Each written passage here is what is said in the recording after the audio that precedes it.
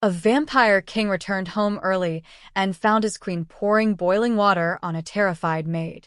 He thought it was cruelty. But when he discovered the ritual markings burned into the girl's skin, he realized his wife wasn't punishing her. She was preparing her for sacrifice. The border negotiations had ended 3 days ahead of schedule, a minor miracle that Aldrich attributed to the Northern Duke's unusual willingness to compromise. He'd returned to the palace exhausted but satisfied, looking forward to a quiet evening with his wife and perhaps a decent night's rest for once. He never expected to find Serafina in the kitchen. Queens didn't visit kitchens.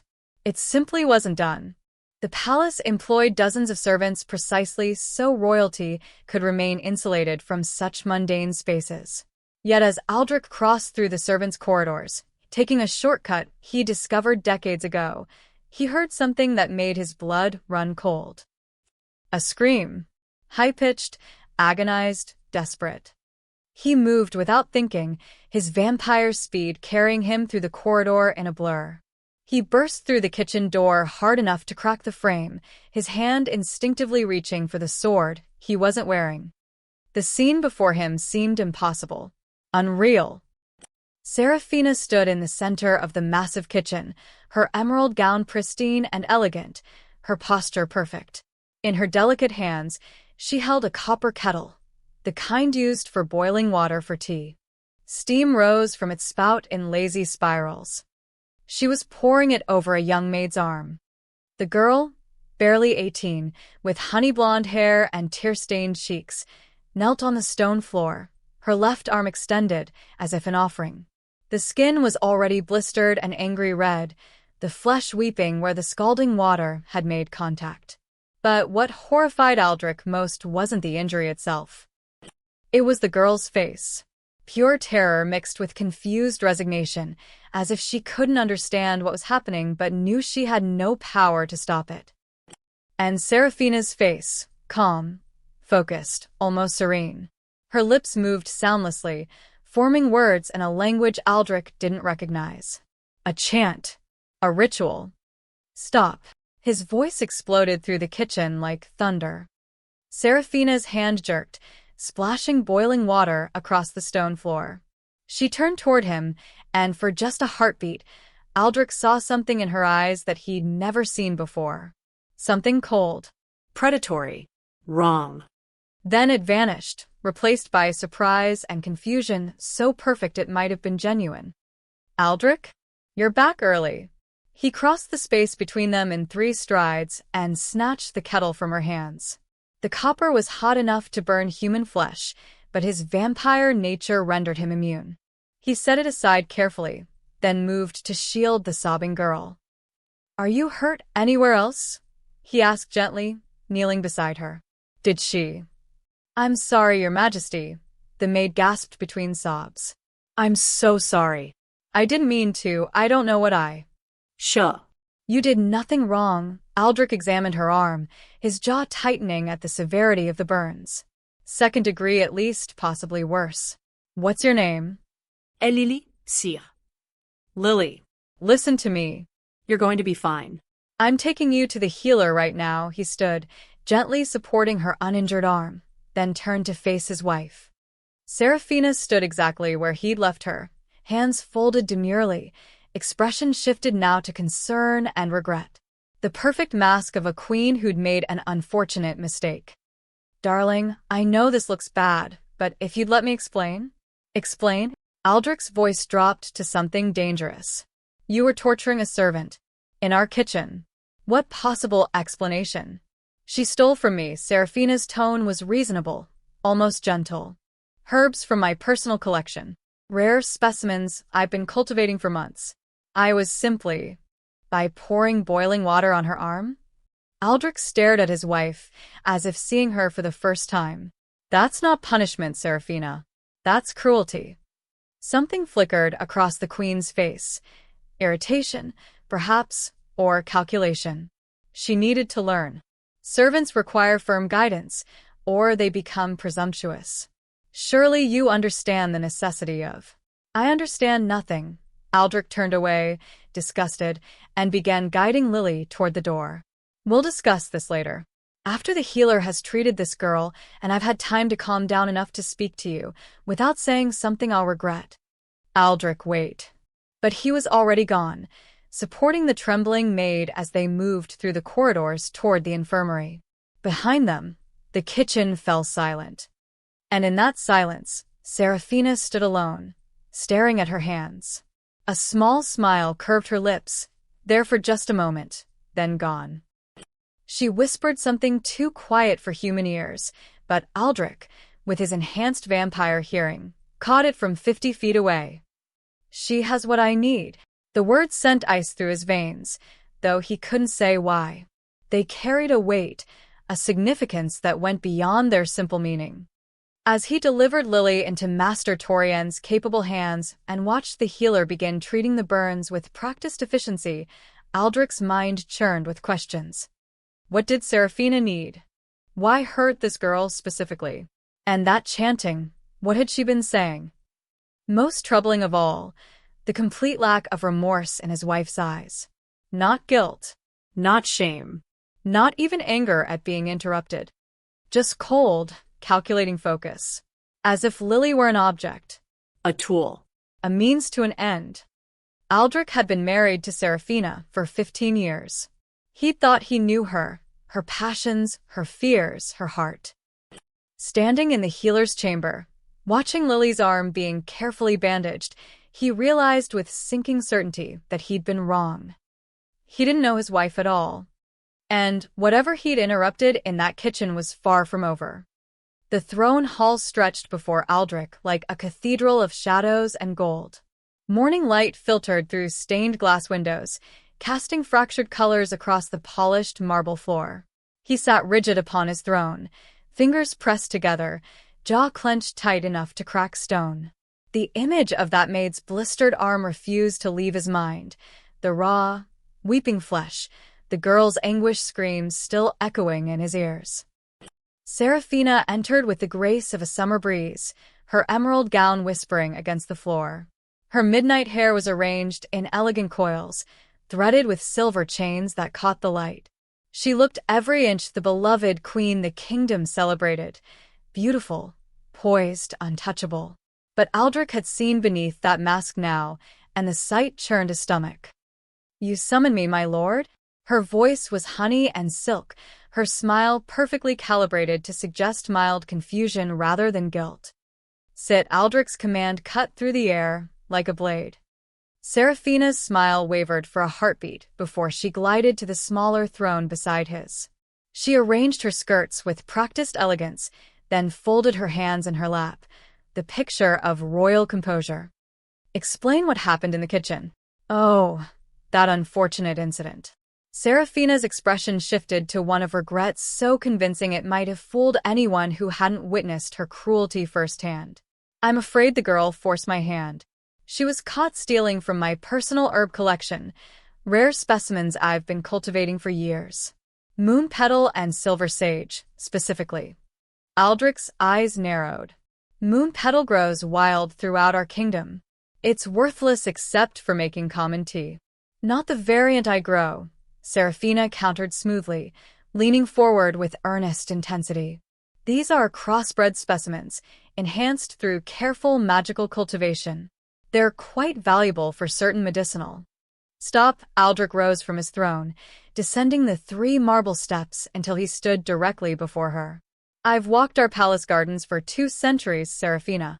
There is no such plant in your collection. There never has been." A flicker of something cold passed through Seraphina's eyes, gone so quickly he might have imagined it. But her smile never faltered.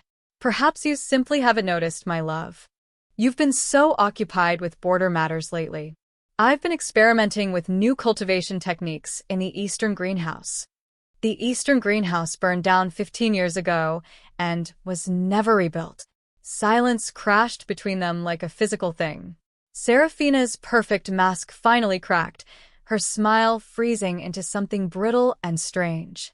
For 3 agonizing seconds, she simply stared at him, unblinking, her face eerily still. Then she laughed, a light, musical sound that raised the hairs on Aldrich's neck. "How forgetful of me." I meant the western greenhouse, naturally. The one overlooking. Enough! Aldrich's voice boomed through the hall, reverberating off ancient stone.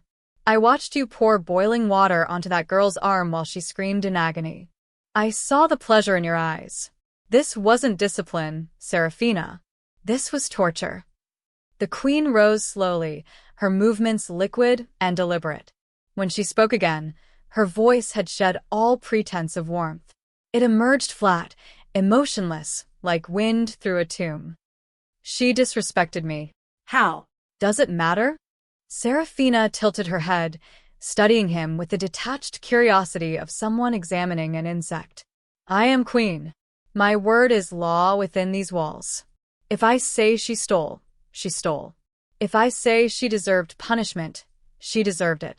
Aldrich felt something fundamental shift inside him.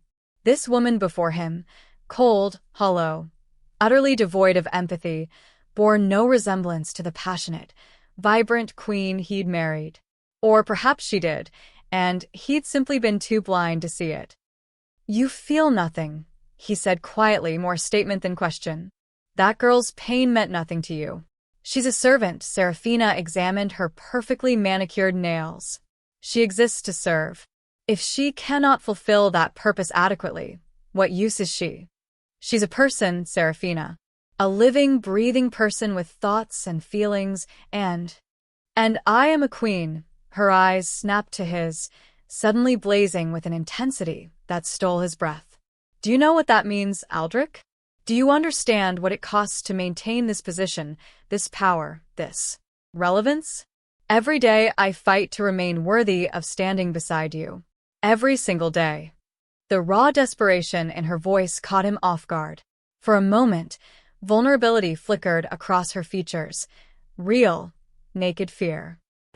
You're immortal, she continued, her voice dropping to a harsh whisper. You'll remain unchanged for centuries more. But me? I'm human, Aldrich. I age. I fade. I grow obsolete. Do you think I don't see the way courtiers look at me now? Wondering how much longer before you tire of your aging queen and take a newer, younger bride. That's not. Isn't it? Her laugh was brittle as shattered glass. I need power, husband. I need strength. I need whatever advantage I can grasp to remain beside you. She turned away, her shoulders rigid beneath silk and silver. The girl will heal. A small price for her queen's continued greatness. Aldrich watched her walk away, each footstep echoing through the vast, empty hall. The door closed behind her with a soft click that sounded like a final verdict. He stood alone in the colored light, a terrible certainty settling over him like a shroud. This wasn't about herbs. This wasn't about discipline. This was about something far darker and far more dangerous. The servant quarters occupied the eastern wing's lower levels, a warren of modest chambers that housed the palace's lifeblood, the cooks, laundresses, stable hands, and chambermaids who kept the ancient fortress running. Aldrich rarely ventured here. Kings didn't need to. The machinery of service operated invisibly, efficiently, without royal oversight. Now, walking these narrow corridors with their low ceilings and plain stone walls, Aldrich felt the weight of his ignorance like chains. He'd changed from his formal court attire into simpler clothing, dark trousers, a plain shirt, a cloak without insignia. Not a disguise, exactly, but an attempt to minimize the intimidation his presence inevitably caused. Still, servants pressed themselves against walls as he passed, eyes downcast, murmuring hasty bows. The kitchen occupied the quarter's heart, a cavernous space dominated by 3 massive hearths and long wooden tables scarred by decades of knife work. The air smelled of rising bread and simmering stock. Aldrich found the head cook, a broad-shouldered woman named Marta, overseeing a pot of soup with the intensity of a general commanding troops. Your Majesty, she curtsied awkwardly, flour dusting her apron. We weren't expecting. I need to speak with you, Marta. Privately. Fear flashed across her weathered face. Of course, sire. My office. Here is fine. Aldrich gestured to the other kitchen staff. Everyone else, Please give us the room. The cooks and scullery maids scattered like startled birds, casting nervous glances over their shoulders. Within moments, the kitchen stood empty except for the two of them and the crackling hearths. Marta twisted her apron between work-roughened hands. If this is about this morning's incident, sire, I swear I knew nothing until I heard the screaming. I'm not here to accuse you. Marta. Aldrich kept his voice gentle, though urgency thrummed beneath every word. I'm here because I need the truth. About the Queen. About what's been happening to the staff. The cook's face went carefully blank. I don't understand, Your Majesty. The girl this morning, the one the Queen hurt. Has anything like this happened before? The Queen disciplines as she sees fit, sire. It's not my place. Marta. Aldrich stepped closer, lowering his voice. I saw what she did. That wasn't discipline. That was cruelty. And I think it's happened before. I need to know how many times. I need to know who else. The cook's composure cracked. Her eyes glistened with unshed tears, her mouth working soundlessly. Finally, she whispered, You can't protect us. I'm trying to. Kings don't protect servants from queens. Marta's voice carried the bitter wisdom of hard experience. We serve. We endure. We survive. That's all we can do. Not anymore. Aldrich's hands clenched into fists. Tell me what you know. Please. A long silence stretched between them, broken only by the pop and hiss of burning logs. Then Marta seemed to deflate, her shoulders sagging beneath an invisible burden. 3 maids, she said finally, her voice barely audible. 3 maids in the last 2 months. All gone now. Aldrich's blood ran cold. Gone where? The Queen called them for private conversations in her chambers. They'd return pale, shaking, refusing to speak about what happened. Then, within days, they'd pack their things and leave the palace. No notice. No explanation. Just gone. Did they say anything before they left? Anything at all? Marta shook her head. Alara, the first to leave, she was my niece. I begged her to tell me what happened. She just cried and said she couldn't stay, that she wasn't safe here anymore. She had these strange marks on her wrists, like burns, but not from fire. Something else. What happened to her? She went back to her village in the southern provinces. Sent 1 letter saying she was well, then nothing. I haven't heard from her in 6 weeks. Marta's voice cracked.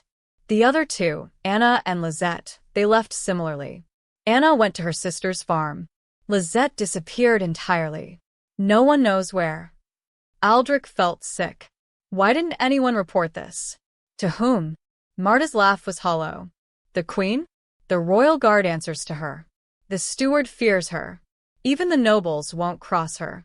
She's beautiful, charming, beloved by the court. Who would believe palace servants over Queen Seraphina? The truth of it landed like a physical blow. Aldrich had been so consumed with border negotiations, trade agreements, diplomatic ceremonies, the grand machinery of ruling, that he'd been blind to the suffering happening within his own walls. And this morning's victim, do you know her well? Lily. She's only been here 3 months. Sweet girl, barely 18. Too kind for her own good. Marta's jaw tightened. The Queen has been watching her. I've seen it. The way Her Majesty stares at her during morning inspections, like she's evaluating livestock. Why her specifically? I don't know, sire. But if I had to guess, Marta hesitated, then pressed on. Lily's different from most of us. She's genuine. Pure-hearted, my mother would have said. Never speaks ill of anyone. Always helps others even when it costs her. The kind of goodness that's rare in this world. Puratin. The phrase sent ice through Aldrich's veins, though he couldn't say why.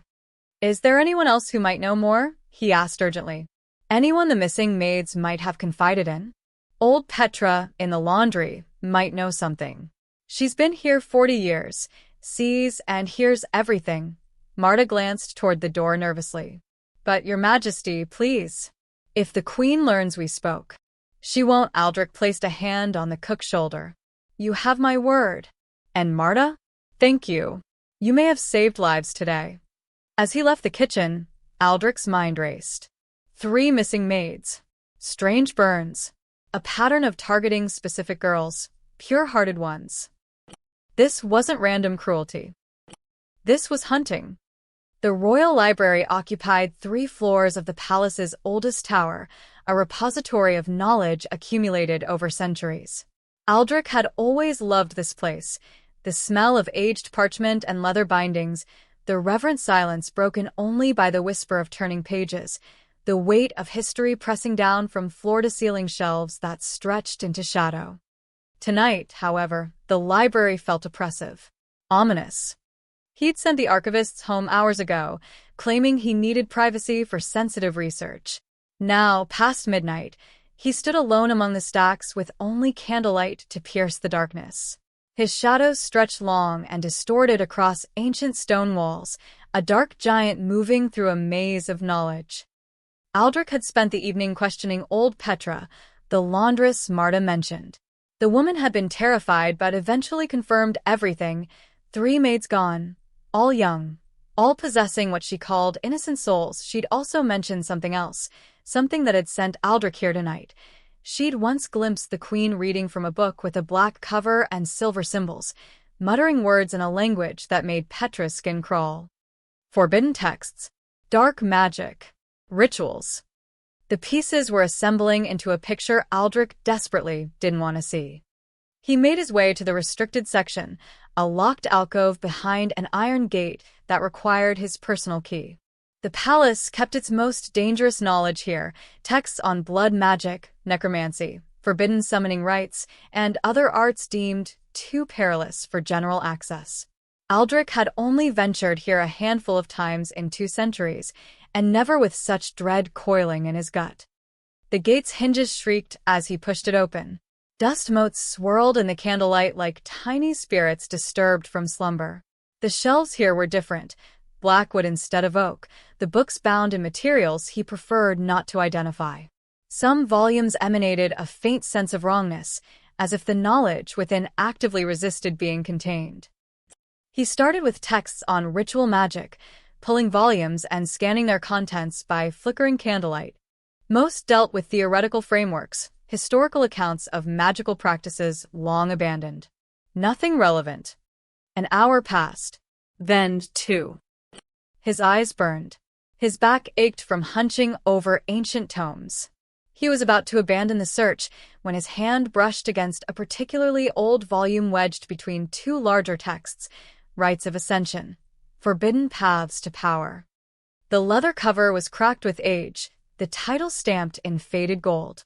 Aldrich pulled it free and opened it carefully. The pages were brittle, threatening to crumble at his touch. He skimmed through chapters on soul transference, demonic pacts, blood sacrifices. Then stopped. A section had been torn out. Ragged edges protruded from the binding where multiple pages had been ripped free. The chapter heading remained visible at the top of the last intact page, The Eternal Chalice, a ritual of immortal ascension. Aldrich's mouth went dry. What remained of the text was fragmentary, incomplete. He pieced together phrases from the partial paragraphs. Requires the essence of purity itself, drawn from a living vessel. 3 preparatory bindings to mark the chosen sacrifice. Only those untainted by malice or corruption possess the necessary. Final rite must be performed under the dark moon at a consecrated site. The chalice, once filled, grants the supplicant eternal life, ageless and undying. Immortality. Sacrifices. Pure-hearted victims. Everything clicked into horrible clarity. Aldrich flipped frantically through the remaining pages, searching for more information, but the critical details were gone, torn away by someone who wanted that knowledge for themselves. His hands trembled as he returned to the beginning of the book, looking for any other clues. On the inside cover, he found what he'd been dreading. The library's checkout ledger was stamped there, as it was in all restricted texts. A record of everyone who'd borrowed the volume, with dates and royal seals. Most entries were centuries old, dusty historical footnotes. But the most recent entry made his blood freeze. Queen Seraphina Aldrichson. Date: 2 months prior. Purpose: Personal research into historical preservation practices. Returned, not returned. She'd checked out this book. She'd torn out the pages describing the immortality ritual. She'd never brought it back.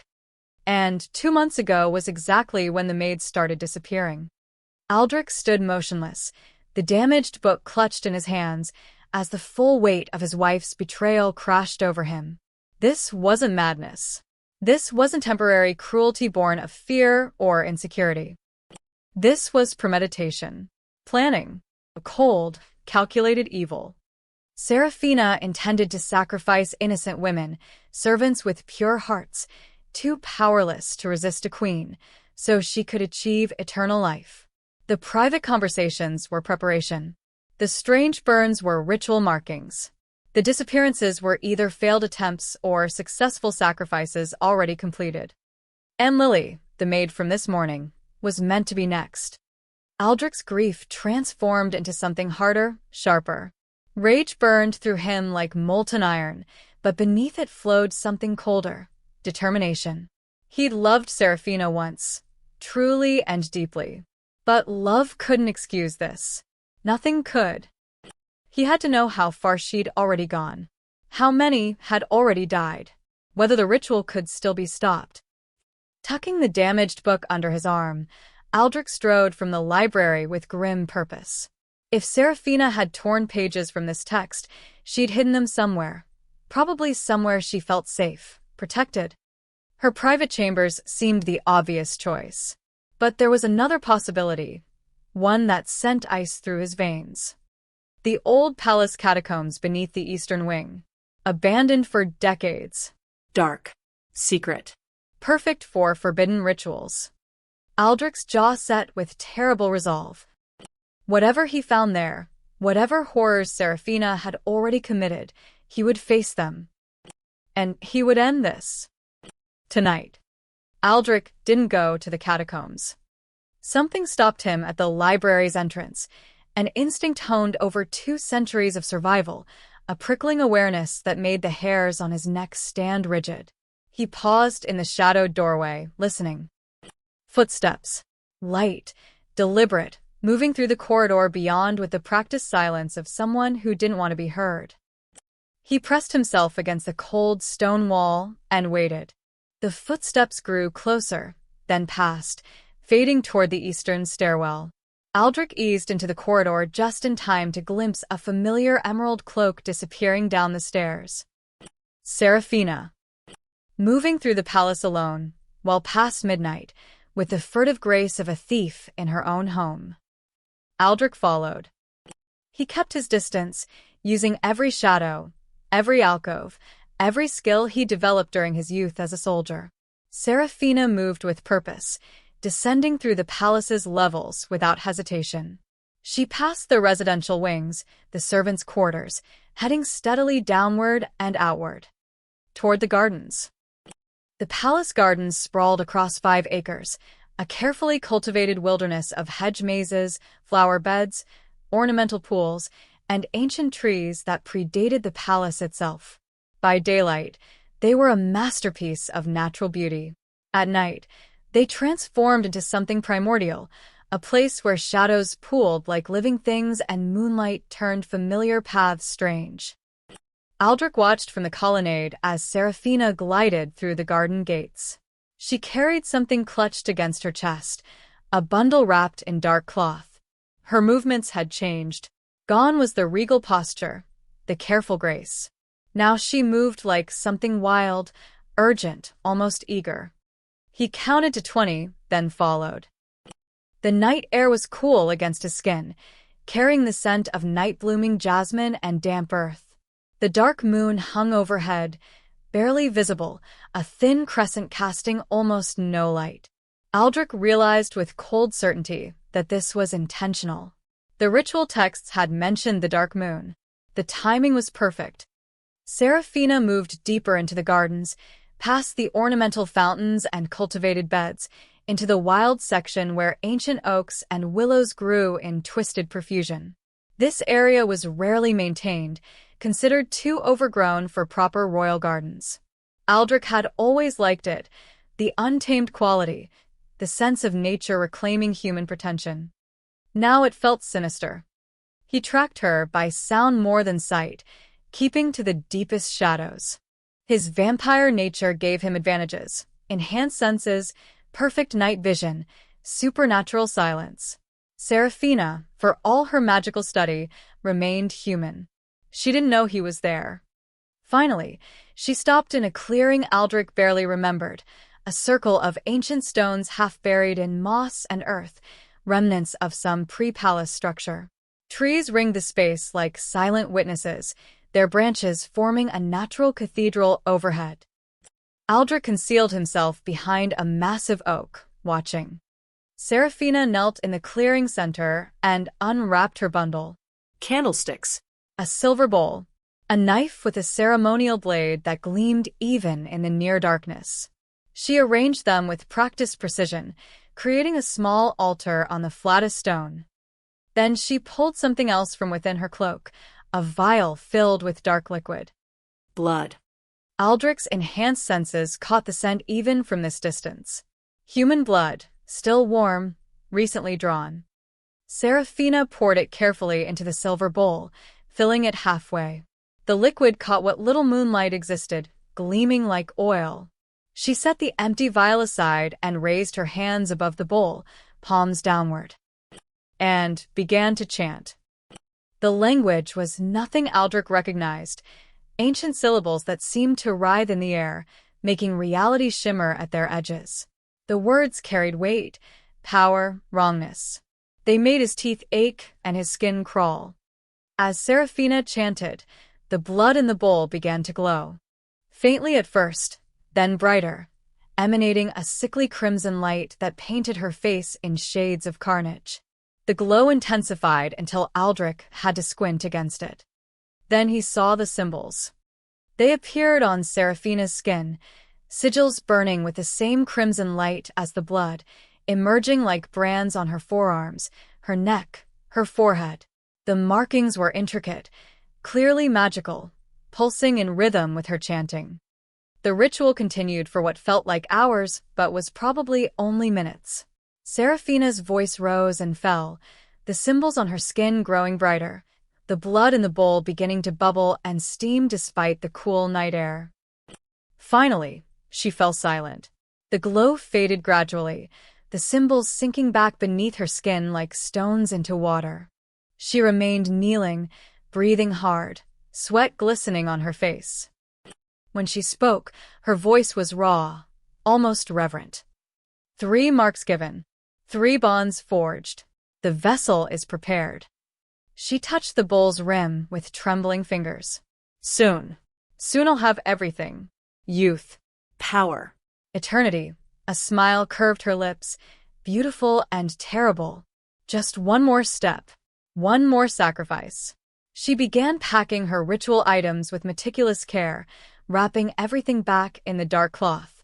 The bowl she lifted carefully, reverently, as if it contained something infinitely precious rather than stolen blood. Aldrich remained frozen behind the oak, horror and rage warring in his chest. He'd hoped, desperately, that he was wrong, that there was some other explanation for the missing maids, the damaged book, the strange burns. But there was no ambiguity now, no room for doubt. His wife, the woman he'd loved, married, made queen, was a monster. Serafina departed the clearing, moving back toward the palace with her bundle held close. Aldrich waited until she'd vanished completely before emerging from his hiding place. He approached the stone altar where she'd performed her ritual. The ground around it was scorched in places, grass blackened, as if by intense heat. Residual magic hung in the air like ozone before a storm. The blood was gone. She'd taken it all. But other traces remained. Dark stains on the stone. Carved sigils half hidden by moss. This wasn't the first time she'd come here. Aldrich crouched, examining the stones more closely, and found what he was looking for, a small symbol scratched into the largest stone's base, almost invisible unless you knew to look. A chalice. Crude but unmistakable. The eternal chalice. The ritual for immortality.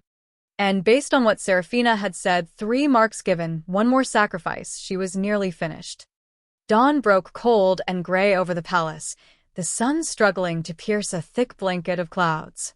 Aldrich hadn't slept. He'd spent the remaining hours of night in his study, poring over the damaged ritual book, trying to piece together what remained of the eternal chalice ceremony from fragmentary sentences and marginal notes. What he'd learned chilled him to his core. The ritual required 3 preparatory stages, 3 bindings that would mark and prepare a pure-hearted victim for the final sacrifice. Each binding involved a physical marking, a chanted spell, and the collection of the victim's blood. The marks would appear as burn-like sigils beneath the skin, invisible to casual observation but permanent until the ritual's completion. After the 3rd binding, the victim would be ripe, ready for the final step, which involved a ceremonial killing that would transfer their pure essence into the chalice, granting the supplicant immortality. Serafina had said 3 marks given, which meant somewhere in this palace, a young woman bore 3 ritual sigils and was marked for death. Lily. It had to be Lily. Aldrich was heading toward the servant quarters to find her when a page intercepted him in the corridor, breathless and pale. Your Majesty, the healer requests your immediate presence. It's urgent. One of the maids has collapsed. Ice flooded Aldrich's veins. Which maid? Lily, sire. The one from yesterday's incident. Aldrich ran.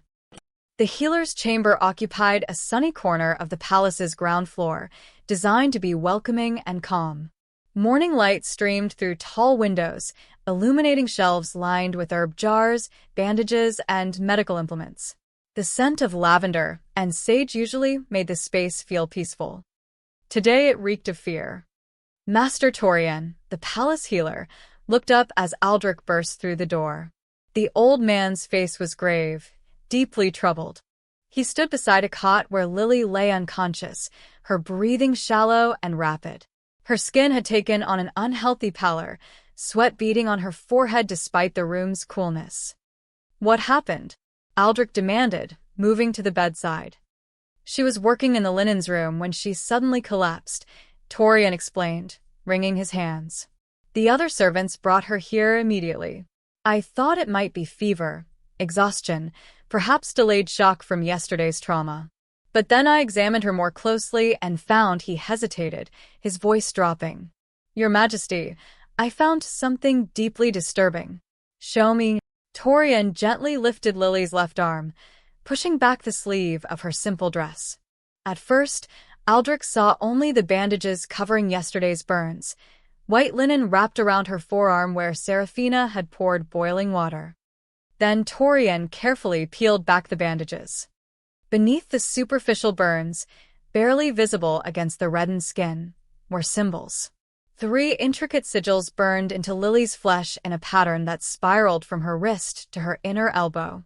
They appeared almost like brands, but wrong, too precise, too deliberately placed. The marks pulsed faintly with a dim crimson light that came and went like a dying heartbeat. There are more, Torian said quietly. He indicated Lily's other arm, her collarbone, each bearing similar markings. 6 sigils in total, arranged in 3 pairs. I've never seen anything like this in 40 years of practice. Aldrich's hands clenched into fists. 3 pairs. 3 bindings. Exactly as the ritual required. This is ritual magic, he said, his voice hard as iron. Dark magic. She's been marked for sacrifice. Torian's face went ashen. Sacrifice? But who would? Understanding dawned in his eyes, followed immediately by terror. Your Majesty, I cannot accuse. I would never presume. You don't need to accuse anyone. I already know. Aldrich leaned closer, examining the sigils. They were identical to the ones he'd seen glowing on Serafina's skin during her midnight ritual. Can you remove them? Nullify them somehow? I'm a healer, not a mage. Torian's voice shook. This is beyond my knowledge. Perhaps the court wizard. No, Aldrich couldn't trust anyone else. Not yet. Not until he understood the full scope of Serafina's conspiracy. What about her condition? Why did she collapse? The marks are draining her. Torian gestured helplessly at his patient. Her life force is being slowly siphoned away. I can feel it, like invisible hooks embedded in her soul, pulling her essence out drop by drop. If this continues, she'll die within days even without any final ritual. Lily stirred on the cot, moaning softly. Her eyelids fluttered, but didn't open. Her lips moved, forming soundless words. Aldrich bent closer. Lily, can you hear me? Her eyes opened unfocused, glazed with pain and confusion. She stared at him without recognition for a moment, then clarity sparked in her gaze. Terror followed immediately. Your Majesty, she whispered, her voice barely audible. Please. Help me. I will. I promise you, Lily, you're safe now. No, she shook her head weakly. Not safe. Never safe. She said. Tears spilled down her pale cheeks. The Queen came to me. 3 times. 3 nights. Each time she made me drink something bitter, then she touched me and spoke words that burned. She said I was special. She said my heart was pure. The girl's breathing quickened, panic rising. She said she needed it. Needed something inside me. Something eternal. She kept saying I should be honored, that I was giving her the greatest gift. A sob racked her thin frame. But I don't want to give anything. I just want to live. I'm only 18. I just want to live. Aldrich felt something break inside him. Not just anger now, righteous fury burned through every fiber of his being. Serafina hadn't just committed abstract evil. She'd terrorized this child, marked her like livestock, and condemned her to a slow, agonizing death. For vanity. For eternal youth. For the selfish desire to remain beautiful and powerful forever. Lily, Aldrich took her hand gently. Listen to me carefully. You will live. I will stop this. The Queen will never touch you again. Do you understand? She's too powerful, Lily whispered. Everyone fears her. Even you can't. Watch me. Aldrich stood, turning to Torian. Move her to a secure room. Post guards, men you trust absolutely. No one enters except you and me. If the Queen inquires about her whereabouts, you know nothing. She vanished. Understood? Torian nodded vigorously. Yes, Your Majesty. Keep her alive. Use whatever methods necessary. I need time to end this properly. As Aldrich strode toward the door, purpose hardening into lethal resolve, Lily called out one more time. Your Majesty? The Queen said something else. She said the final step had to happen at a special place. Somewhere old and sacred. Somewhere the girl's voice faded, exhaustion pulling her back toward unconsciousness. Somewhere the gods used to listen. Somewhere the gods used to listen. Aldrich's mind raced. An ancient sacred site. Somewhere powerful enough to complete a forbidden immortality ritual. He knew exactly where that was. And he knew exactly what he had to do. The entrance to the catacombs lay hidden behind a tapestry in the palace's oldest wing, a section so ancient that parts of the original fortress still showed through later renovations. Aldrich pulled aside the moth-eaten fabric, revealing a narrow wooden door reinforced with iron bands that had rusted to a dull brown. He hadn't been down here in decades. Perhaps longer.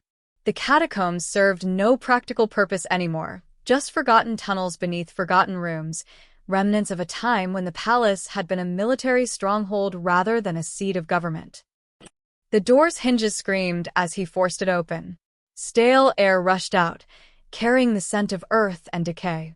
Stone steps descended into absolute darkness.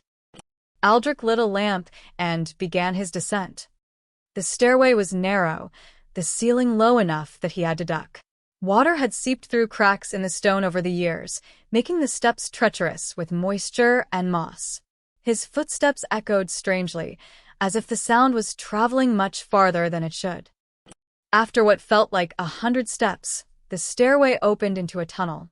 The walls here were older still, rough-hewn stone from an era before precise masonry, when builders relied on brute force rather than elegance. Support beams, ancient and questionable, held up sections where the ceiling sagged. Aldrich moved forward slowly, lamp held high. The main tunnel branched repeatedly, creating a maze of passages that wound through the earth beneath the palace.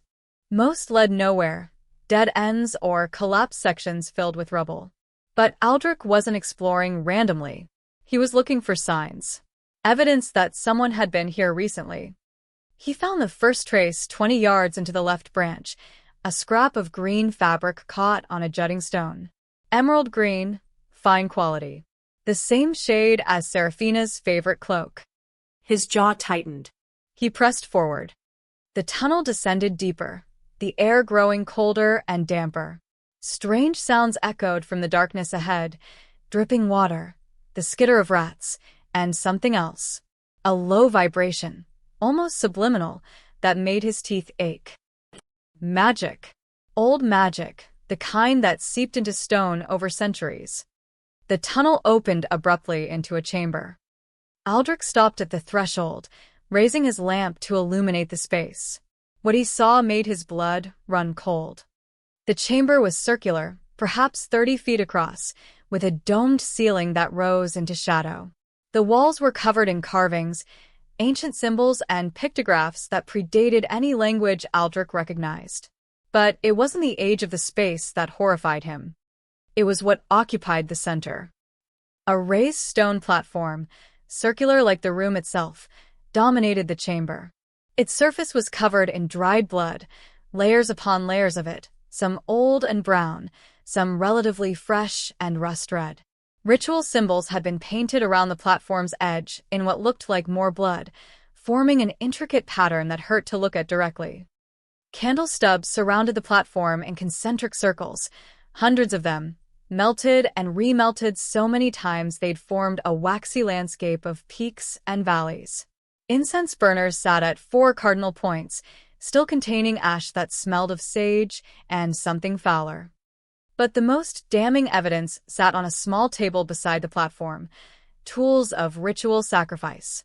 A ceremonial knife with a silver blade, vials of various liquids, strips of cloth stained with blood, and a book, the one Serafina had checked out from the restricted library, its torn pages visible even from here. Aldrich approached slowly, documenting everything with his eyes. This wasn't a single-use ritual space. This was a temple, a place Serafina had returned to again and again, performing her dark work in secret while the palace above went about its daily business, oblivious. He picked up the book, flipping through it. The torn section was tucked inside, the missing pages describing the eternal chalice ritual in complete detail.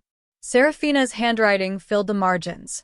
Notes, calculations, refinements to the spell work. One notation made his stomach turn. First vessel, inadequate. Heart not pure enough. Died during second binding. Dispose of body in eastern forest. The first missing maid. Dead. Murdered during a failed attempt. Another note. Second vessel, stronger. Survived all 3 bindings but essence proved insufficient during extraction. Third vessel required. The second maid. Also dead. A third notation more recent. Third vessel identified. Girl named Lily. Perfect specimen, genuine innocence, self-sacrificing nature, unblemished soul. All 3 bindings complete. Ready for final rite. Aldrich's hands shook with rage. 2 young women already dead, their bodies disposed of like refuse. And Lily marked as the third, the perfect victim. He forced himself to keep reading. The final pages contained the ritual's last stage in meticulous detail. The final rite must be performed at a consecrated site under the dark moon. The marked vessel must be brought alive to the altar. At midnight, the supplicant drinks from the prepared chalice, then speaks the words of claiming. The vessel's heart is extracted while still beating and placed within the chalice. The combined essence grants true immortality, agelessness, immunity to disease, enhanced magical power, eternal youth. A map was sketched on the final page, showing a location in the mountains north of the palace. Serafina had labeled it in her elegant script. Ancient temple ruins, 3 hours ride. Site of old blood sacrifices. Perfect alignment for ritual. The temple Lily had mentioned, where the gods used to listen. Aldrich memorized the map's details, then continued examining the chamber. Behind the platform, partially hidden in shadow, he found a pile of discarded items, torn clothing, a servant's cap, a shoe. Personal effects from the victims, stripped away before their deaths. In the corner sat a large chest. Aldrich opened it, then immediately recoiled. Bones. Human bones, picked clean and arranged with disturbing care. Small bones, finger bones perhaps, had been strung together like macabre prayer beads. Larger bones were inscribed with more ritual symbols.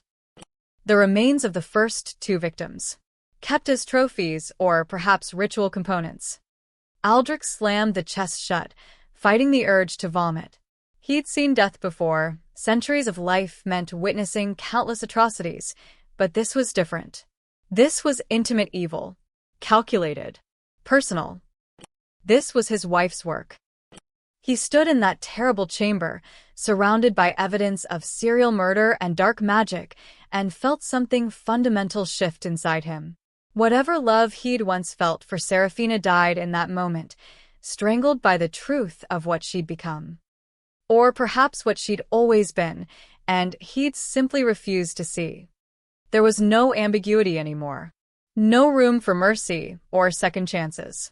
Serafina had murdered 2 innocent young women and was preparing to kill a third. She'd planned this for months, working in secret, perfecting her technique, treating human lives as mere ingredients in her quest for eternal beauty. Aldrich took the book, the map, and one of the ceremonial knives as evidence. Then he turned and strode from the chamber, his footsteps echoing like a funeral march. He knew where Serafina would take Lily for the final ritual. He knew when the next dark moon, only 3 nights away. And he knew what he had to do. Serafina had transformed herself into a monster. And monsters, no matter who they'd once been, had to be stopped. Aldrich chose the Hall of Mirrors for the confrontation deliberately. The chamber stretched nearly 200 feet, its walls lined with floor-to-ceiling mirrors that had been installed a century ago at tremendous expense. Originally designed for grand balls and state receptions, the hall now served primarily as a display of royal opulence, a place where light refracted endlessly, creating the illusion of infinite space and infinite watchers. Tonight, Aldrich wanted Serafina to see herself. Really see herself. From every angle. Reflected infinitely. He positioned himself at the hall's center and sent word through a trusted guard. The king required the queen's presence immediately. While he waited, Aldrich studied his own reflection in the mirrors surrounding him. He looked tired, something that rarely happened to vampires. Dark circles shadowed his eyes. His jaw was tight, with barely contained rage. But beneath the exhaustion burned something harder, absolute conviction. The evidence from the catacombs sat in a leather satchel at his feet. He wouldn't need it. Not really. But having it close steadied him. The doors at the hall's far end opened with a whisper of sound. Serafina entered like a vision from a dream. She wore pale blue tonight, a gown that seemed to shimmer with each movement, her dark hair cascading over her shoulders in artful waves. Diamonds glittered at her throat and ears, gifts from Aldrich himself, given in happier times. She smiled as she approached, her expression perfectly calibrated to suggest mild curiosity and wifely affection. "My lord husband, your message sounded urgent. Is something wrong?" "Stop," Aldrich's voice cracked like a whip. "Stop performing. Stop pretending. I know everything." Serafina's smile didn't falter, but something changed in her eyes. A calculation. A reassessment. "I don't understand what you—" "The catacombs, Serafina." She went very still. "I found your temple." The blood. The bones. "The ritual implements. Your notes about the first 2 victims. The ones you murdered when they didn't suit your needs." Aldrich took a step toward her, his voice dropping to something deadly. "I know about the Eternal Chalice. I know about the 3 bindings. I know about Lily." Silence crashed between them like a physical force. In the mirrors, infinite Seraphinas stared at infinite Aldrichs, an endless gallery of husband and wife frozen in terrible understanding. When Seraphina finally spoke, her voice had changed completely. The warmth, the performative softness, all of it vanished. What remained was cold, sharp, almost clinical. How long have you known? Does it matter? I suppose not. She walked to one of the mirrors, studying her reflection with an expression Aldrich couldn't read. Are you going to ask me why? I know why. You're afraid of aging, of becoming irrelevant, of losing your beauty and power. Aldrich's words dripped with contempt. You're willing to murder innocent girls so you can remain young and beautiful forever. You say that as if it's simple vanity. Seraphina turned to face him, and for the first time, he saw something raw in her expression. Something almost human. Do you have any idea what it's like? Being mortal? Watching yourself deteriorate year by year while your husband remains eternally unchanged. That's not an excuse for. I'm 37 years old, Aldrich. Her voice rose, sharp with desperation. 37. I see new lines around my eyes every morning. My hands are starting to look like my mother's did. My body isn't what it was. And you? She gestured at him bitterly. You look exactly as you did the day we met. You'll look that way in 100 years. 200. Forever. That's not my fault. It's not about fault. Seraphina's composure cracked completely. It's about survival. Do you think I don't see how the nobles look at me? How they whisper about the aging queen with her immortal king. How they wonder when you'll replace me with someone younger, prettier, more vibrant. I would never. You would. Eventually. Maybe not this decade or the next, but someday I'd be too old, too withered, and you'd still be young and powerful and looking for someone who matches you. Tears glistened in her eyes, though Aldrich couldn't tell if they were genuine or performative. I need immortality, Aldrich. Not for vanity. For survival. So I can stay beside you. So I can remain your equal instead of becoming your burden. So you murdered 2 innocent women and planned to murder a third. Aldrich's voice was granite. That's your solution? Sacrificing servants, young girls with their whole lives ahead of them, so you can avoid aging gracefully? Gracefully? Seraphina laughed. A broken, bitter sound. There's nothing graceful about becoming obsolete. About watching yourself become invisible. Those girls were servants. They had small lives, limited futures. But I'm a queen. My life matters more. No, Aldrich shook his head, disgusted. Every life matters equally. Those girls had families, friends, dreams. They deserve to live just as much as you do. More, actually, because they never hurt anyone. They were necessary sacrifices for a greater good. The greater good of your vanity. The greater good of this kingdom. Seraphina's voice echoed through the hall. A strong queen beside a vampire king. A unified front. Eternal stability. Can't you see? Together, immortal, we could rule for centuries. We could bring unprecedented prosperity. Seraphina, Aldrich cut through her rationalizations with brutal simplicity. You're going to stop. Now.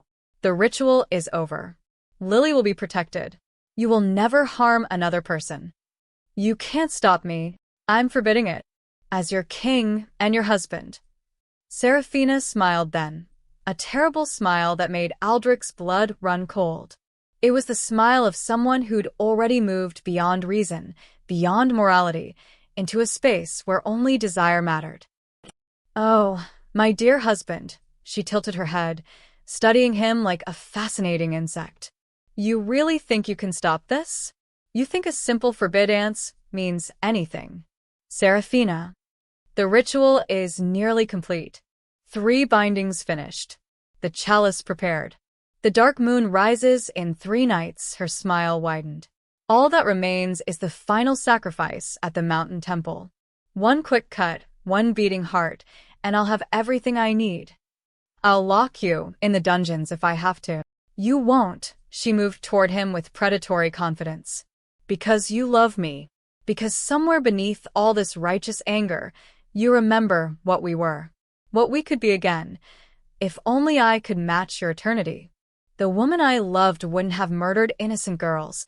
The woman you loved was always willing to do whatever it took to keep you. Serafina stopped an arm's length away. I haven't changed, Aldrich. You've just finally seen me clearly. Aldrich stared at his wife, this woman he'd married, crowned, loved, and saw only a stranger. A beautiful monster reflected infinitely in mirrors on all sides. You're not doing the ritual, he said quietly. I'll stop you. Serafina's smile never wavered. You're too late, my love. What? I said you're too late. She began backing toward the doors, her movements fluid and unhurried. The final step is already prepared. The girl is already marked. The temple is already consecrated. All that remains is the execution. Lily is under guard. Protected. You can't reach her. Can't I? Serafina reached the doors and paused, one hand on the ornate handle. You think I don't have loyal servants? People who fear me more than they fear you? People who know what happens to those who displease their queen. Ice flooded Aldrich's veins. By the time you reach the healer's chamber, Serafina said sweetly, the girl will already be gone. Already on her way to the mountain temple. And in 3 nights, when the dark moon rises, I'll have my immortality. She pulled open the doors. Try to stop me if you wish, but you'll have to kill me to do it. And we both know you don't have the stomach for that. The doors closed behind her with a soft click that sounded like a death knell. Aldrich stood frozen for 1 heartbeat. 2. Then he ran. Aldrich had been too late. By the time he'd reached the healer's chamber the previous night, Lily was gone. The guards he'd posted lay unconscious in the corridor, not dead, mercifully, but drugged with some potion that left them senseless for hours. Master Torian had been found locked in his own supply closet, furious and terrified in equal measure. The secure room where Lily had been resting stood empty, the bedsheets still warm. A single item remained on the pillow, a green silk handkerchief embroidered with Serafina's personal seal. A taunt, a declaration of victory. Now, as gray dawn light filtered through the windows of the servant quarters, Aldrich interrogated the palace staff with barely controlled desperation. He'd assembled everyone who'd been on duty during the night shift, chambermaids, kitchen workers, night watchmen, stable hands. They crowded into the servants' common room, exchanging nervous glances, clearly terrified of their king's dark mood. Someone saw something, Aldrich said, his voice dangerously quiet. A young woman being moved through the palace against her will. Guards acting on the queen's orders. Something. I need to know what happened to Lily, and I need to know now. Silence. The servants stared at the floor, at their hands, anywhere but at him. Please, Aldrich softened his tone, though urgency thrummed beneath every word. That girl's life depends on this. If you know anything at all, you must tell me. I will protect you. You have my word as king. More silence. Then, from the back of the room, a trembling voice. Your Majesty. I might have seen something. A young man stepped forward, a stable hand named Thomas, barely 20, with dirt under his fingernails and fear in his eyes. Last night, around midnight, I was finishing in the stables when I heard a carriage being prepared. Strange time for travel, so I looked. Go on. It was the Queen's personal carriage. The black one with silver trim. I saw Her Majesty there, supervising. She had 2 of her ladies-in-waiting with her, and they were carrying something wrapped in blankets. Someone who wasn't moving. Aldrich's hands clenched. Did you see where they went? They took the north road. The one that leads into the mountains. Thomas swallowed hard. I didn't think much of it at the time. Queens can travel when they please. But then this morning, when word spread about the missing maid, I remembered. The bundle was small, girl-sized. Did anyone accompany the carriage? Guards? Soldiers? No, Your Majesty. Just the Queen, her 2 ladies, and the driver. They seemed eager to avoid attention. No torches, no announcements. They left quietly, like they didn't want to be seen. The North Road. The mountains. Exactly where the map in Seraphina's ritual notes had indicated the ancient temple lay. Aldrich turned to his captain of the guard, who'd been standing silently by the door. Captain Rowan, did you authorize any guards to stand down last night? Anyone ordered away from their posts? Rowan's face darkened. Yes, Your Majesty. Around 11 o'clock, I received written orders bearing the Queen's seal to reassign the guards from the Eastern Wing, where the healer's chamber is located. The order stated you had approved the change for security reasons. I gave no such approval. I realize that now, sire. Rowan looked physically ill. The orders were forged, but the seal looked authentic, and the Queen's authority is. Well, no one questions the Queen. Everyone questions everyone from now on, Aldrich snapped. I want a full investigation into anyone who assisted the Queen last night. Find out which servants helped drug the guards, who helped carry Lily to the carriage, who knew and said nothing. At once, Your Majesty. Aldrich turned back to the assembled servants. The rest of you, if you remember anything else, report it immediately to Captain Rowan. You will not be punished for coming forward. You will be punished for remaining silent. Dismissed. The servants fled gratefully, leaving only Aldrich, Rowan, and a handful of elite guards in the common room.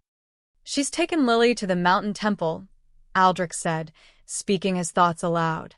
Thomas said they left at midnight. That gives them an 8-hour head start. The temple is 3 hours by carriage according to the map I found. That means Seraphina arrived there around 3 this morning. What is she planning, Your Majesty? Rowan asked carefully. A ritual. A forbidden ceremony that requires human sacrifice. Aldrich met his captain's eyes. She intends to murder Lily to gain immortality. The ritual must be performed during the dark moon, which rises in 2 nights.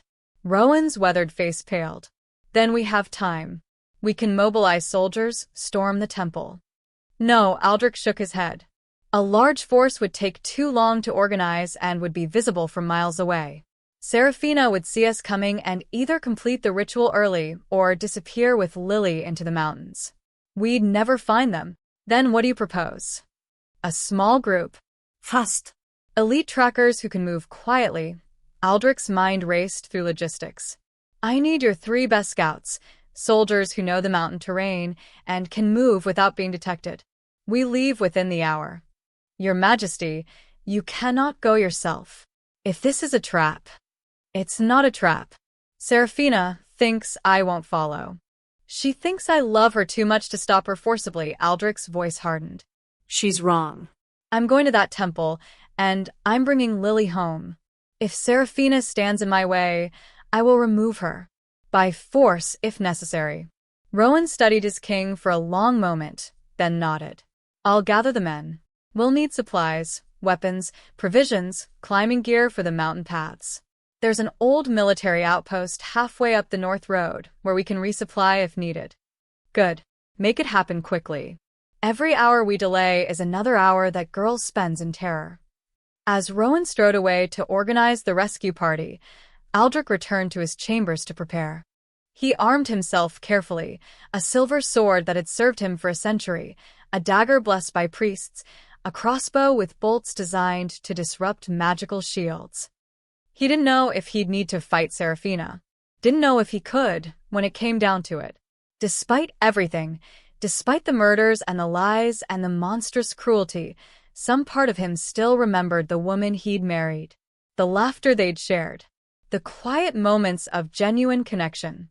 But another part, the part that had seen those bones in the catacomb chest, that had heard Lily's terrified whispers, that knew 2 young women had already died for Seraphina's vanity, that part was ready to do whatever it took. As Aldrich buckled his sword belt and checked his weapons one final time, he caught his reflection in the chamber's mirror. He looked like what he was, a warrior preparing for battle. A king preparing to fight his queen. He turned away from the mirror and headed for the stables, where Rowan and the elite trackers would be waiting. The hunt had begun. And this time, Aldrich would not arrive too late. The temple materialized from the darkness, like something from a nightmare. It had taken them 2 full days of hard riding to reach this place, following mountain paths that had long since fallen into disuse, climbing through narrow defile where a single misstep meant death. Aldrich and his 3 elite trackers had pushed themselves and their horses to the breaking point, pausing only when necessary, driven by the terrible knowledge that time was running out. The dark moon had risen an hour ago. The temple sat on a plateau carved from the mountainside itself, surrounded by ancient pillars that had been old when Aldrich was young.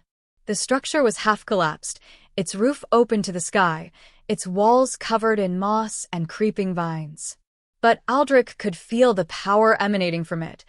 Old magic, the kind that predated kingdoms and crowns, that had witnessed countless rituals and sacrifices over millennia. Light flickered from within. Torchlight, casting dancing shadows through the broken walls. Aldrich dismounted silently, gesturing for his men to do the same. They'd left the horses a quarter-mile back, approaching the final distance on foot to avoid detection. The trackers spread out as planned, circling the temple to cover all exits. Aldrich would enter from the front. He drew his sword, the blade whispered against the scabbard, a sound like a promise of violence. Then he moved forward, his vampire nature allowing him to cross the rocky ground in perfect silence. As he drew closer, he heard voices. Seraphina's voice, raised in ritual chanting. The words were the same ancient language he'd heard in the garden, but louder now, more powerful, resonating with magical force that made the air itself vibrate. Aldrich reached the temple entrance, a massive stone archway carved with symbols that hurt to look at directly. He peered inside. The temple's interior was lit by a circle of torches surrounding a raised stone altar at its center. The altar itself was ancient, stained dark with centuries of blood. Ritual symbols had been painted around it in fresh crimson, the same patterns Aldrich had seen in the catacombs, but larger, more elaborate, pulsing with sickly red light. Lily lay on the altar. She was conscious but paralyzed, her eyes wide with terror, tears streaming down her pale face. Her wrists and ankles had been bound with silver chains to iron rings embedded in the stone. She wore a simple white shift, the traditional garment for ritual sacrifice. The 3 sigils on her skin glowed brightly, responding to the magic in the air. Seraphina stood over her, resplendent in black robes embroidered with silver thread. Her hair hung loose, symbols painted on her face, and bare arms in what looked like blood. She held a ceremonial dagger in her right hand, its blade catching the torchlight, reflecting it back as crimson fire. Beside the altar sat the eternal chalice itself. Aldrich had expected something ornate, jewel-encrusted, dramatic. Instead, it was simple, a plain silver cup, small enough to hold in one hand. But power radiated from it like heat from a forge. The cup was half filled with dark liquid that steamed despite the cool mountain air. And by the blood of the innocent, Seraphina chanted, her voice rising to a crescendo, I claim the gift eternal. By the essence of the pure, I transcend mortality. By the sacrifice of the worthy, I become imperishable. She raised the dagger high, positioning the blade directly over Lily's chest. The girl's eyes rolled with panic, a muffled sob escaping her gagged mouth. Stop. Aldrich's voice boomed through the temple like thunder. He strode through the entrance, sword raised, every inch the warrior king he'd been centuries ago. Seraphina spun toward him, shock flashing across her face before transforming into fury. How did you? Step away from her, Seraphina. Now. You're too late. Seraphina's laugh was wild, unhinged. The ritual is nearly complete. One final incantation, one cut, and I'll have everything. You can't stop me. I will stop you. Aldrich advanced steadily, his blade pointed at his wife's heart. Release the girl. End this madness. There's still time to. Time. Seraphina's eyes blazed with manic intensity. Time is exactly what I'm securing. Eternity, Aldrich. Can't you see? In moments I'll be immortal like you. We can rule together forever, unchanging, unstoppable. This is what I've worked for. What I've sacrificed for. What you've murdered for. Semantics. She gestured dismissively with the dagger. Those other girls were practice. Imperfect vessels. But this one.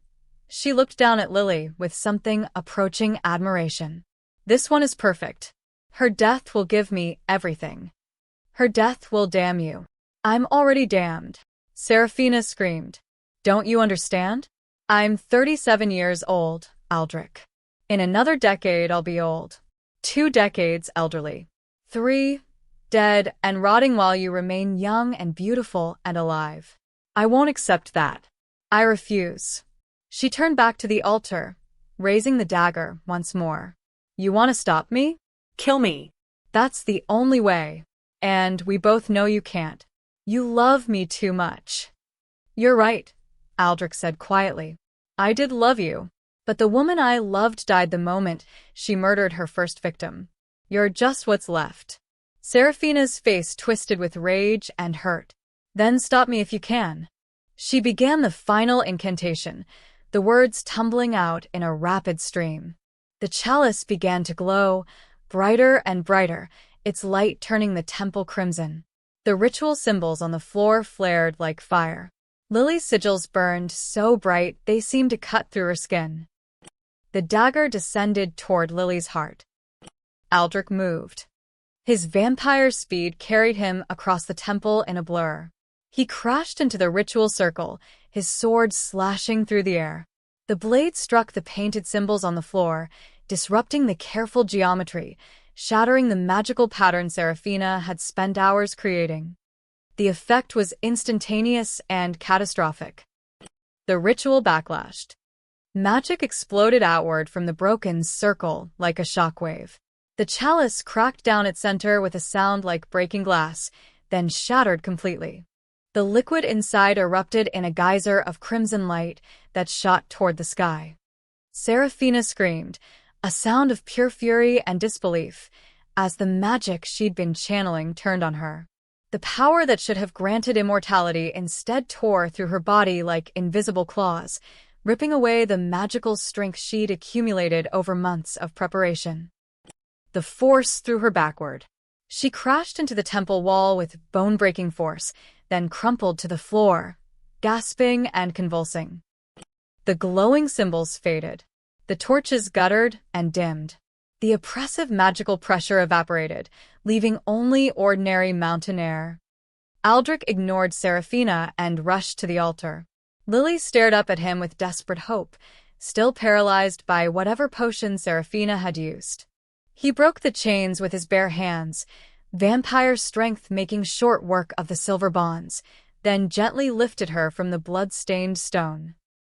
You're safe, he whispered, removing her gag. It's over. You're safe now.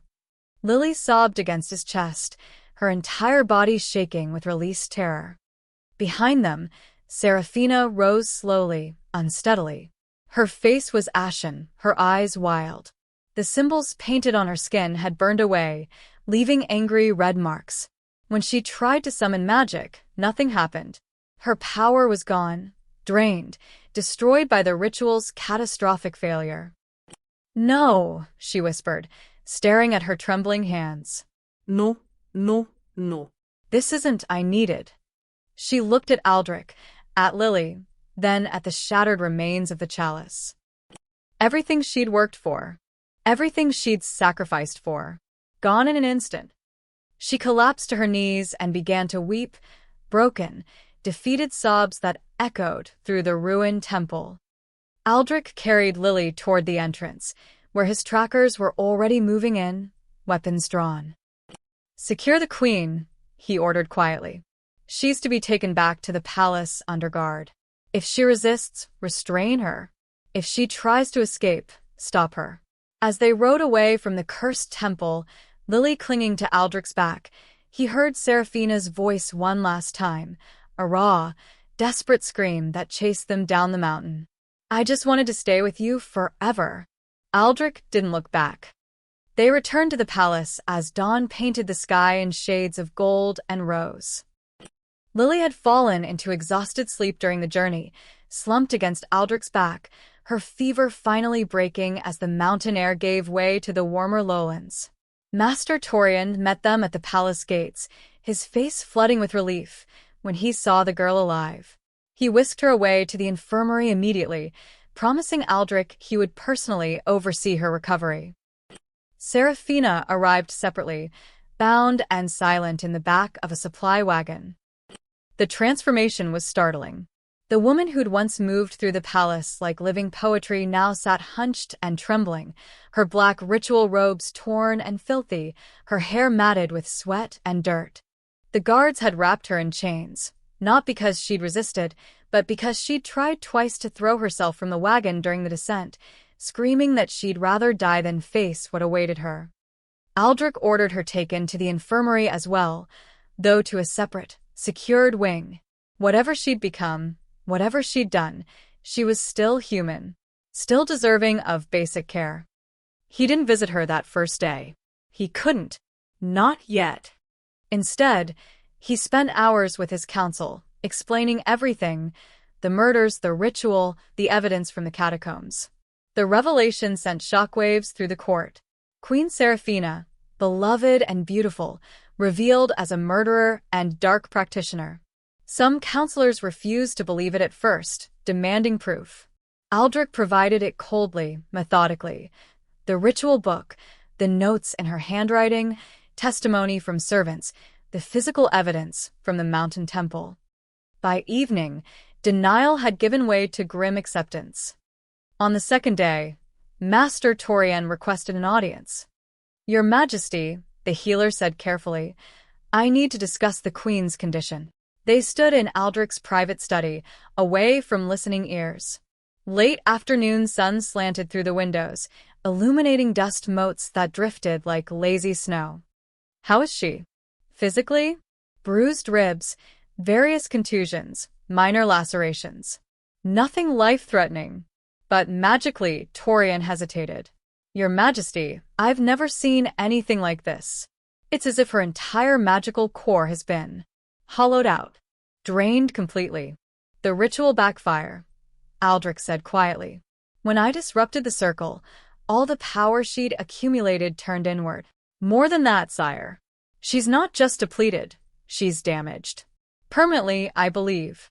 Her aura, which was once quite substantial, is now barely perceptible. She appears brittle, fragile, like glass that's been cracked throughout but hasn't quite shattered." Aldrich closed his eyes. He felt nothing.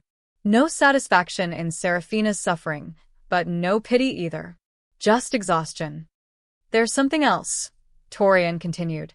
"The aging process she was trying to prevent? It seems to have accelerated. In just 2 days, she looks years older. The lines around her eyes are deeper. Her skin has lost its luminosity. Her hair shows streaks of gray that weren't there before. Is this natural aging or a consequence of the failed ritual? Both, I suspect. The ritual required her to invest her life force into the preparation. When it failed, that investment was lost, effectively aging her by several years instantly. And without her magical reserves to slow the natural aging process as they once did, she's now aging at a normal human rate. Perhaps slightly faster, given the trauma. How has she responded? Torian's expression grew troubled. She spends hours staring at mirrors, Your Majesty. Touching her face, her hair, her hands. Sometimes she weeps. Sometimes she just stares with this terrible emptiness. She refuses most food. Refuses to sleep unless given sedatives. And she talks, endless streams of desperate words. About what? About you, sire. About eternity. About how she can't bear the thought of fading while you remain unchanged. She's become fixated on the idea that she's already lost you, that you'll never look at her the same way again. Torian paused. Yesterday, she begged me to kill her. Said death was preferable to becoming old and powerless. Aldrich felt something twist in his chest. Not quite sympathy, but something close. Has she asked to see me? Constantly. Every hour. She insists she needs to explain that you don't understand, that if she could just make you see. Torian shook his head. I don't think she's entirely rational, Your Majesty. The trauma, the magical damage, the sudden loss of everything she'd worked toward. It's broken something fundamental in her mind. On the third day, Aldrich finally visited her. The secure wing of the infirmary consisted of 3 rooms behind a locked door, guarded by soldiers who'd been ordered to prevent both entry and exit. Serafina occupied the largest room, furnished comfortably but simply, with a bed, a chair, a small table, and, fatally, a mirror. She sat before it when Aldrich entered, still wearing the simple gray dress the healers had provided. Her back was to him, but he could see her reflection clearly. Torian had been right. She looked years older, not elderly but unmistakably aged. The smooth skin had developed fine lines. The lustrous hair showed distinct gray threads. The vitality that had once animated her every movement had dimmed to something hollow. But it was her eyes that truly shocked him. They looked ancient, haunted, like someone who'd seen the end of everything they valued and found nothing beyond it. Aldrich, his name left her lips like a prayer. She didn't turn around, just watched his reflection in the mirror.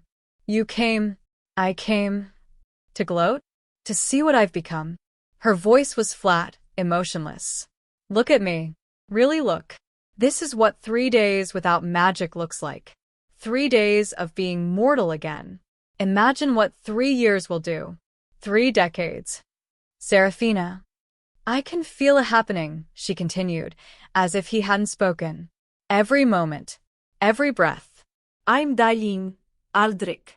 Slowly, inevitably dying, while you remain perfect and eternal. It's unbearable. You murdered 2 innocent women. I know. You nearly murdered a 3rd. I know, finally. She turned to face him. Tears tracked down her cheeks, but her expression remained eerily calm. I know what I did. I know it was monstrous. But Aldrich, please, you have to understand, I was desperate. The thought of losing you, of becoming irrelevant, of watching myself decay while you stayed beautiful and powerful. It drove me mad. Can't you see? Everything I did because I love you too much to let you go. Love doesn't justify murder. I know that too. A sob broke through her composure. But I didn't know what else to do. The fear consumed me. Consumed everything rational, everything good. I became the monster I was trying to prevent. She rose unsteadily, moving toward him. Aldrich tensed, but she only reached out one trembling hand, not quite touching him. Please, she whispered. Please, let me try again. Let me find another way. There must be other rituals, other paths to immortality. I'll be more careful. I'll use willing subjects. No. The word fell like an executioner's blade. Serafina's face crumpled. Then I'll die. I'll grow old and wither and die, and you'll forget I ever existed. That's what you want, isn't it? What I want, Aldrich said slowly, is for you to accept consequences. To understand that actions have costs. To regain whatever sanity and humanity you've lost. I want the woman I married, not the monster who's willing to kill for vanity. She's gone, Serafina said simply. She died the moment she realized she couldn't keep you forever. I'm all that's left. Aldrich stared at his wife, this broken, desperate creature who'd once been a queen, and felt only profound sadness. The court convenes tomorrow, he said quietly. You'll answer for your crimes. I cannot protect you from justice, Serafina. I won't. I don't want protection, she replied, turning back to her mirror. I want eternity. And since I can't have that, I want nothing. Aldrich left her there, staring at her reflection, watching herself age in real time. The woman he'd loved was truly gone. Only shadows remained. 12. The Fall and the Forgiveness. Next day, Royal Court. The throne room had never felt so vast or so cold. Every noble in the kingdom had been summoned, dukes and duchesses, lords and ladies, merchants and magistrates. They filled the great hall until there was barely room to breathe, their collective silence heavy as stone. Word had spread through whispers and rumors, but no one knew the full truth yet. Today, they would learn everything. Aldrich sat upon his throne in full royal regalia, crown, ceremonial armor, the ancient sword of his bloodline laid across his knees. He looked every inch the king his people needed him to be, strong, unyielding, just. But inside, he felt hollow. The court herald's voice rang out, "Bring forth the accused." The crowd parted as guards escorted Serafina into the throne room. A collective gasp rippled through the assembled nobles. The queen they remembered, beautiful, graceful, commanding, bore little resemblance to the woman who now shuffled forward in chains. She wore plain gray wool, her hair simply braided, her face bare of cosmetics. Without the artifice of queenship, her age showed clearly. More than that, her defeat showed. She moved like someone already dead, just waiting for the world to catch up. The guards positioned her before the throne, then stepped back. Serafina stood alone, head bowed, shoulders hunched beneath the weight of countless stares. "Queen Serafina," Aldrich began, his voice carrying to every corner of the hall, "you stand accused of grave crimes against this realm and its people. Before I pronounce judgment, the court will hear the evidence." What followed was methodical, brutal, and necessary. Aldrich presented everything: the testimony of servants about the missing maids, Master Torian's account of the ritual sigils burned into Lily's flesh, the evidence from the catacombs, the blood-stained altar, the bones of victims, Serafina's own handwritten notes documenting her murders. With each revelation, the crowd's shock deepened. Nobles who dined with Serafina, danced with her, called her friend, now stared in horror. Some wept. Others looked away, unable to reconcile the monster being described with the woman they'd known. Serafina never raised her head, never disputed a single fact. She simply stood, trembling slightly, as her crimes were laid bare for all to see. Finally, Aldrich fell silent. The weight of evidence hung in the air like a physical presence. "Serafina of House Aldrichson," he said formally, "how do you answer these charges?" For a long moment, she said nothing. Then, slowly, she raised her head and met his eyes. Her face was streaked with tears, but her voice emerged steady. "Guilty. I am guilty of everything. Murder, dark magic, conspiracy, betrayal." She turned slightly, addressing the assembled court. "I killed 2 innocent women in my quest for immortality. I marked a 3rd for sacrifice. I lied, manipulated, and used my position as queen to terrorize the powerless." Gasps and murmurs filled the hall. Several nobles called out for immediate execution. Serafina waited for silence, then continued. "I have no defense. No excuse. What I did was monstrous, driven by vanity and fear and desperate selfishness. I deserve whatever punishment this court deems fit." Her eyes found Aldrich's again. "I deserve to be hated by the man I loved. I deserve to die alone and unmourned." "Then you shall not die," Aldrich said quietly. Confusion rippled through the crowd. Serafina's eyes widened. "Death would be mercy," Aldrich continued, rising from his throne. "A quick escape from the consequences of your actions. You will not have that mercy." He descended the steps until he stood directly before her, crown to chains, king to prisoner. "Serafina of House Aldrichson, I hereby strip you of your crown and title. You are no longer queen. You are no longer my wife. You are a criminal who will answer for her crimes." He gestured, and a guard came forward bearing the crown Serafina had worn for 15 years. Aldrich took it, held it high for all to see, then placed it deliberately on the throne's armrest, unclaimed, abandoned. "Your sentence is as follows. You will be confined to the northern tower under constant guard.